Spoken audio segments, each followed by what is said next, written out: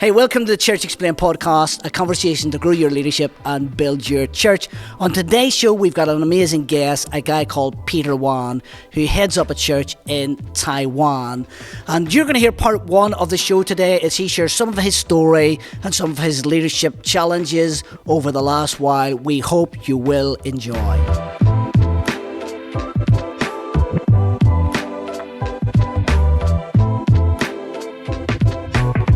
Hi, I'm Dave. And I'm Nathan, and we are your hosts on the Church Explained podcast. Today, we are joined on the podcast with Peter Wan, who is the founder and lead pastor of The Hope, a young but vibrant church based in Taipei, Taiwan. He was raised in Canada and moved to Taiwan to start a church when he saw the spiritual need. Peter passionately believes that people are worth it, and the church should do everything we can to reach people with the gospel of Jesus. He dreams of building a church that serves as the cultural center of the city, and he also holds a Master of Divinity degree from Oral Roberts University. That's quite a lot, mate. I struggle hard to come up with all that stuff, but that's about it. That's about all I've done. Yeah. Plus, you've got a wife called Peggy and two children, Eliana and Raphael, and they currently live in Taipei in Taiwan. Peter, it's amazing to have you on the podcast. Thank you so much for having me. This is the first time I've ever been on somebody else's podcast. So this is the first time for me. We have our own podcast, but I've never been a guest on somebody else's podcast. So thank you so much for this opportunity just to have me here today. Yeah, well, it's such a privilege, as Nathan said, just to connect different parts of the world. And you're, of course, we've said already, in Taipei, in Taiwan. Have we said that right? Is that good pronunciation? No, that's right. That's perfect. It's Taiwan, not Thailand. Sometimes people get the two mixed up, but different places completely. We don't want to make the mistake there, do we? No. Hey, so Peter, tell us a little bit about your background and your family, location, all that sort of stuff. It'd be great just to hear something of your story. Now, I know when we chatted offline last time, you shared something about your story, and I think it'd be great just to hear about that today for our listeners. Share a little bit about your story, your background, and that'll help us get really started today, wouldn't it? Sure. Well, I'm a pastor, but I actually didn't grow up in a Christian family. My family was not really religious or anything. And growing up, we didn't really have a religion, but my mom would read Bible stories to us. Not because she believed it, but she just wanted us to go to sleep at night. So she would read them as bedtime stories. And then so I remember listening to Bible stories, Adam and Eve, Noah's Ark, and just kind of believing that these were just fantasies, right? And so it wasn't until junior high that a friend of mine invited me to church for his church's Christmas event. And so when he called me, invited me to church, I actually hung up on him because I was watching TV at the time, didn't want to go. But my mom made me go. And so I went to church and became a Christian. But at that time, it was just more of an intellectual kind of like, okay, if there is a God, this could be it. This makes more sense than what I was seeing around me, like the other religious practices that my other family members would be engaged in. So I thought, okay, I'll believe this, but it wasn't really real to me. It was just more like intellectual type of thing. So it wasn't until high school. So I was in Canada at the time that I started having depression. So I was playing rugby at the time, playing football, and just slowly I just found myself losing all passion to do anything. Just wanted to stay in my room. I was in a boarding school. Just wanted to stay in my room. Didn't want to go out. So told my parents about this. They got kind of worried. So I started seeing a psychiatrist just every week. And it got so bad to a point where, so I was on medication, but it got so bad to a point where one time I wrote an email to my dad. My dad was in Taiwan at the time, but wrote an email to my dad, just telling him I don't feel like I want to go on living anymore. I don't feel like there's any point in living. I hate myself. I hate other people. I wish I would be dead. I wish everybody would be dead. And he got really worried, right? As you can imagine. So he forwarded the email to my psychiatrist. So the next time I went to go see my psychiatrist, he pulled out the email and he asked me, Peter, did you write this? And so I took a look at it and I thought, where did you get this? And he said, your dad's really worried about you. So he forwarded the email to me. So I said, yes, I did. And right after I said that, he told me, he says, according to Canadian law at the time, because you've made a threat to your own life and to, you're considered a threat, I guess a suicide threat. So we can't let you leave the hospital. We have to keep you in here for at least a few days. And so I was freaking out because right after he said that, I don't know if they rehearsed this or right after he said that, I don't know if he has a red button under his desk that he pressed, but two security guards show up at the door. And he basically told me we could do this the easy way or the hard way. Now, this was the late 90s, right? So this is when there was all these school shootings in North America. And I think people were very worried about just kids, depressed kids acting out on their anger. So I understand why they went, to that extent to do what they did. So basically, the two security guards escorted me to this room. And now this room has 3 walls. The 4th wall is a glass. So the nurse and the doctors can see inside what's happening. And there's only one bed in the middle of the room. Now, I wasn't a straitjacket or anything like that, but I was locked in that room and I was only allowed to come out for a couple of hours a day for some exercise and I have to go back in. And I remember it was either the first night or the second night. I can't remember exactly which night it was, but it was middle of the night. And I was asleep on the bed. And all of a sudden I woke up and I felt this presence and this peace of God in the room that I've never felt before. Now, because I've been to church, so I've heard Christians talk about a peace that's beyond understanding. And so I thought, oh, this could be it. And so I'm laying on the bed and I had this voice that just kept coming into my heart that says, everything's going to be okay.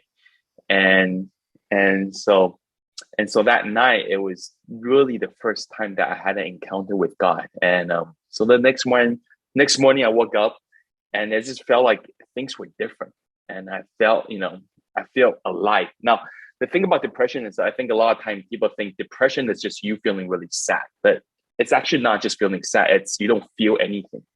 So that was the first time in a long time that I actually felt something. I felt alive. So I actually told my mom what happened. She came to see me the next day. And then my mom asked me, at what time did this happen at night? I told her about the time. And she said, Peter, did you know that it was around that time that I actually I called the pastors and people at the church that you were going to and asked them to pray for you. And so that's when I knew it was just God intervening at that moment. So that was really the first time that I said, okay, God, I'm going to give my life to you. I think you're not just real, but you're relevant. Like I there's more to this Christianity than just intellectual, understanding of the Bible. And so I decided right then and there to really give my life to Jesus. And that changed everything for me. That's amazing. It's such an incredible story. So like a little question. So how did you come to leading the church that you're leading now? Following on from that story, how did you come to that place of leading the church that you're leading now? That's a good question because when I became a Christian, I loved Jesus, but I did not like the church. You kind of like I like God, but I just kind of felt like church was boring and just didn't feel like I really fit in the church. I didn't grow up in the church, and so after I got saved, I was applying for university, and when I was doing that, God started to speak to me about going to ministry, but I said no, right? Because I didn't want to get into any kinds of. I just didn't want to work in church, and it was in the summer right before I went into university. A friend of mine invited me to a conference, like a Christian conference, one of these Christian rallies. And so I was at the back of the stadium because I didn't really want to listen to what was being preached.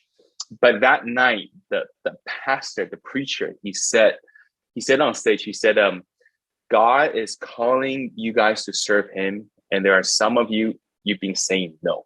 And tonight you have to say yes. Now, he wasn't talking about full-time ministry or anything, but he was just talking about serving God. And I was at the back of the stadium, and all of a sudden I started crying. I don't know why.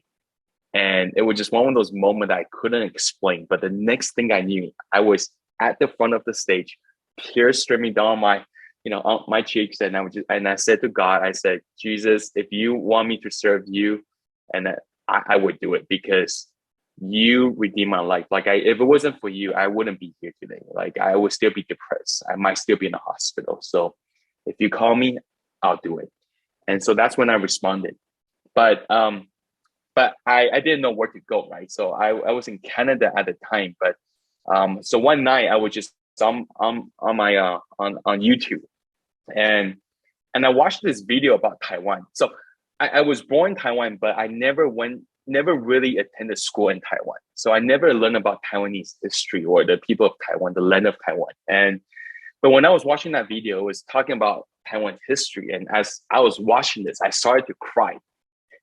And then, so all these stories has a lot of me crying a lot, but I started to weep. And it was another one of those instances where I didn't understand why I was crying.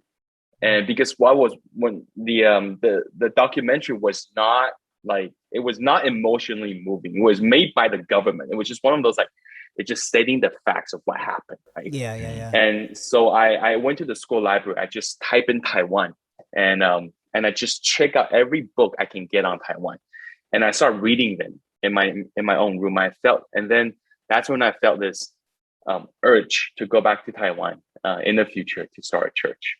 And so I was in university at the time. So I finished off university, went to seminary in the US. And then the month I graduated from seminary, moved to Taiwan. Wow.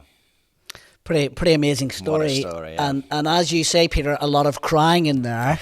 A lot of crying. I think I would be a bit frightened to maybe watch a movie with you, because I reckon there may be tears the whole way through. No, but we're joking in one sense, but a pretty amazing story how amazing. God can get hold of our lives and speak into our lives. And I guess there's probably lots of leaders who'd be listening to this and probably thinking of how God called them, or what God did in their life. And I know for myself, like, similar story, just a sense of God's calling. The first time I was in church, really, when I became a Christian, same experience, tears coming down my eyes, just knowing that God, for the first time, God was real. And there's something powerful, isn't there, about how God can get hold of our lives. So you got that passion for Taiwan. You hadn't been.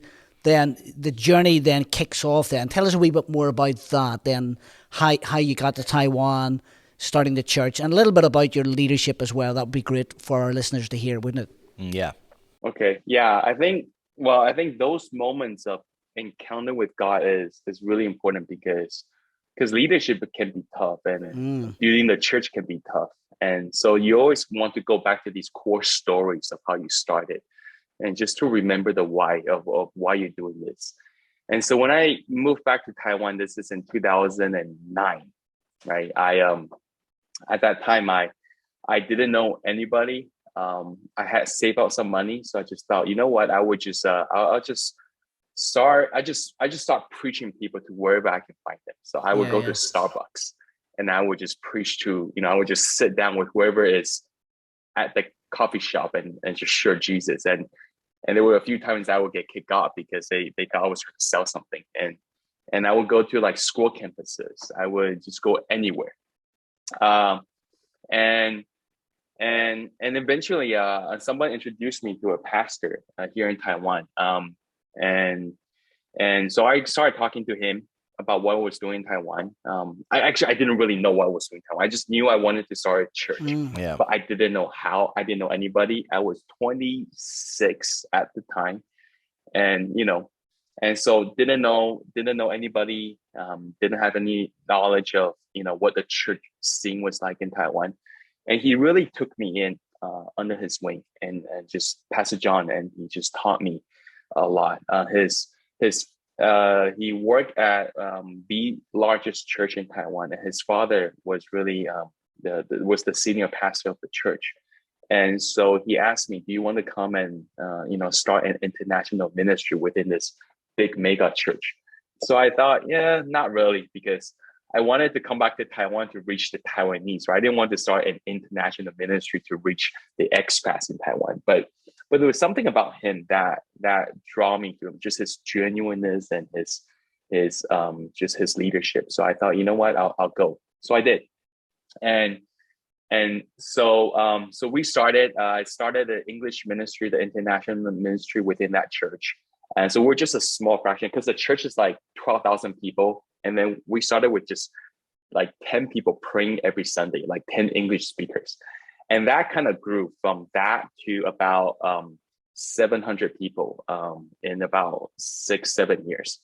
And from that group of people, that 700 people, there were a couple hundred, a few hundred of them who are not exactly native English speakers. They're just Taiwanese people who came. And so eventually I asked Pastor John, I said, I came back to Taiwan, really wanted to plant a church. When do you think I can do that? And every year he would tell me, no, it's not the time. You're not ready yet. Yeah. And so I remember I would ask him every year, he would say no. And one year I was talking to him, I said, that dream I have to plant a church, when do you think I can do that? And he says, I think you're ready. And that shocked me, because sometimes you ask, your leader all these years to do something. He says, no, you don't think it's ever going to come, right? And so I was kind of like, oh, really? Did you say yes? And he says, yeah. He says, actually, I talked to the senior pastor of the church about, this dream that you have for many years now. And he actually really wants to help you get this started. So he says, why don't you take all these Chinese speakers who are within that international ministry, that English ministry, and plant a church. And get this, this is what he said. He says, the senior pastor says, take as many people who wants to go plant this church. Just tell the congregation the vision and see who wants to go. And that is generosity that I've never seen in any, church leadership that I've came into contact with.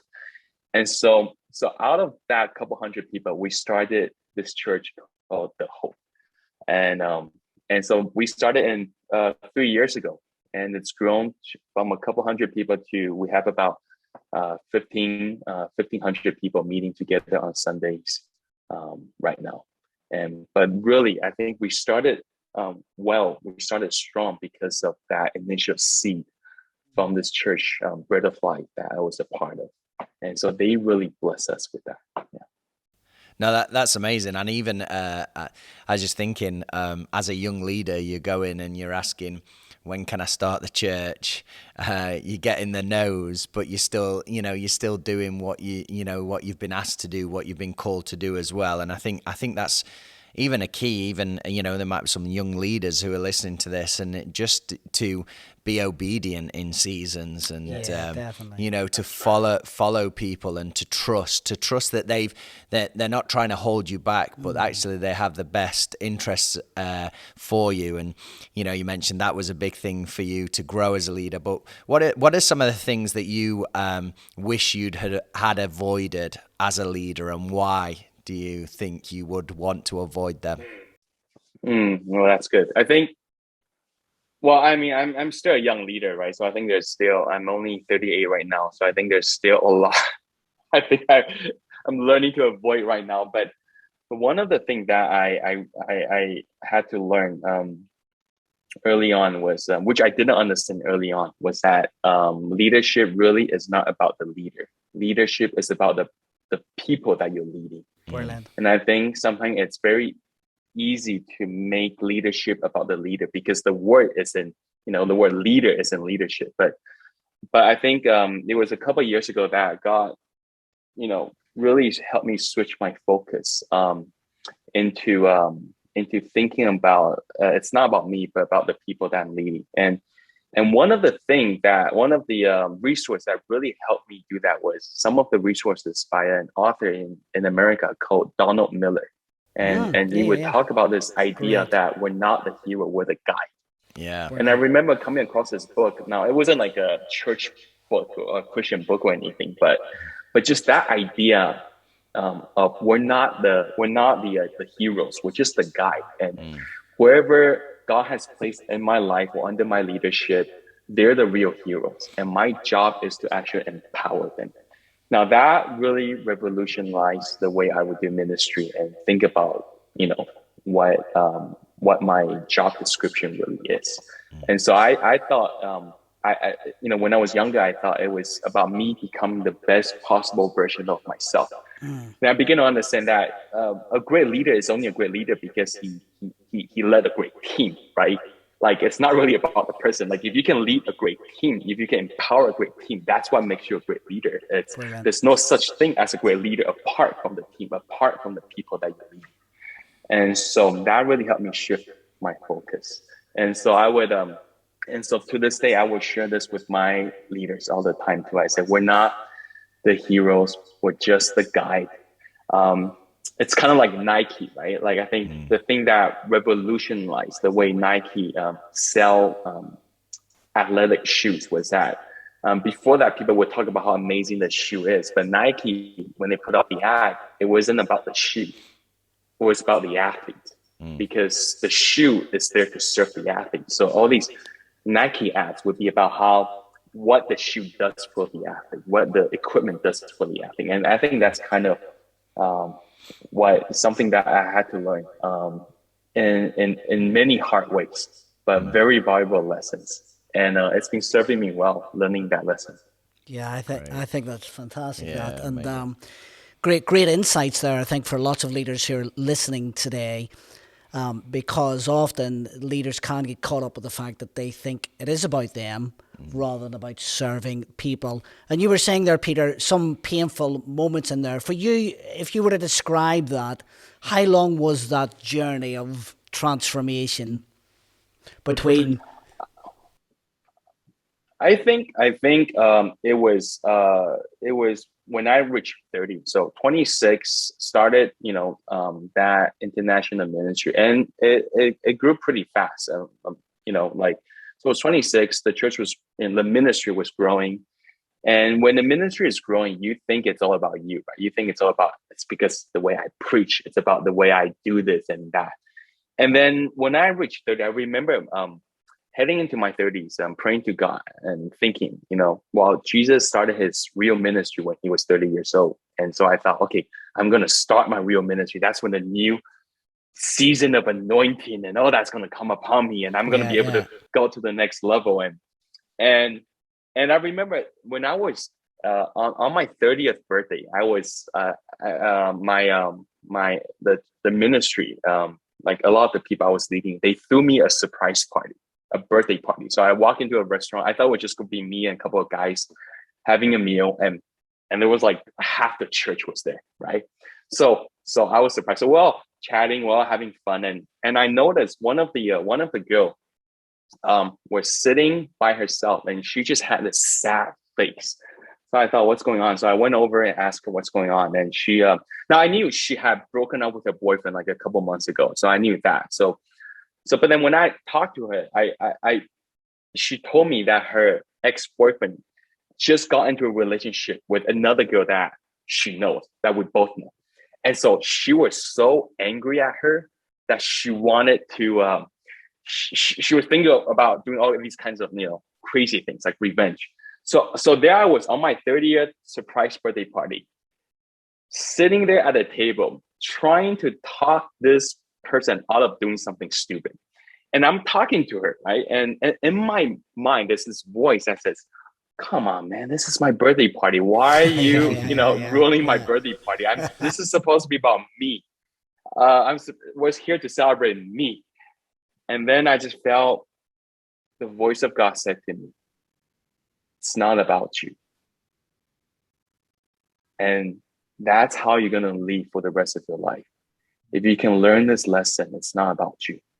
and you pray, you wanted something new. You wanted a new season of breakthroughs and anointing when you reach 30. And this is it. If you can learn the lesson that leadership is not about you, but serving the people around you, then you will be a great leader. And so that was that moment that I when the Holy Spirit spoke to me in my heart, that helped me understand that. And then a couple of years later, I came across that book by Donald Miller, and it all kind of just came together. And great book, really, isn't it? And highly recommend. I think it's called Story Brand, isn't it? The book. Yes, sir. That's right. Yeah, Story Brand. So if you haven't read it, do read it. As you say, it's not necessarily a leadership book, but it is lots of leadership lessons in there. I think it's about building websites, actually. Yeah, it was. But some great lessons in there, isn't there, about how we're to serve others and make them the hero of the story, really. So that's fantastic. Well, it's a marketing book. But it's about messaging, right? Definitely. And I think our life is a message. Your leadership is a message. Everything we do carries a message. So we have to ask ourselves, what's the message we want people to walk away with, having encountered us, right? So.